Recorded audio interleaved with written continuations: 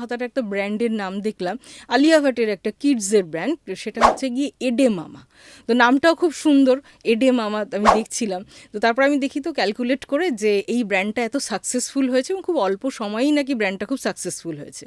তো দেখলাম যে বাহ, ভালো তো। এডে মামা ব্র্যান্ডটা যখন আমি নাম্বারিংয়ে আনলাম, মানে শেলডিয়ান নিউমারোলজিতে যখন আমি নাম্বারিংয়ে আনলাম, দেখলাম এটা 24 নাম্বার নিচ্ছে, এবং 24 হচ্ছে ভেনাসের নাম্বার, 24 থেকে 6 হয়।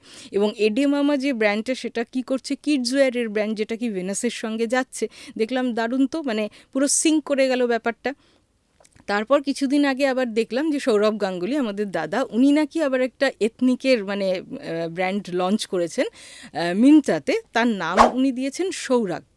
তো হিসেব করে দেখলাম যে সৌরাগ্য নামটাও তো 24-এ আসছে, এটা একটা এথনিক ড্রেসের একটা ব্র্যান্ড, তারপরে নাম্বারও মিলে যাচ্ছে। আবার দাদার এখন যে পার্টিকুলার টাইমটা চলছে, অ্যাজ পার ওনার ডেট অফ বার্থ, ওনার পার্সোনাল ইয়ার নাম্বারও 6 চলে আসছে। দেখলাম সব কিছুতে খুব সুন্দরভাবে মিলে যাচ্ছে। আবার মিন্ত্রাতে লঞ্চ হয়েছে, মিন্ত্রার নামটাও দাদার ডেট অফ বার্থের সঙ্গে খুব সিঙ্ক করা আছে। তো সব দিকেই দেখলাম বেশ ভালো লাগলো। এটা হচ্ছে একটা ভালো লাগার দিক, যে যখনই কোনো কিছুতে সাকসেসফুল আমরা দেখি, কোনো কিছু হচ্ছে, তার পিছনে নাম্বারের একটা খেলা থাকে।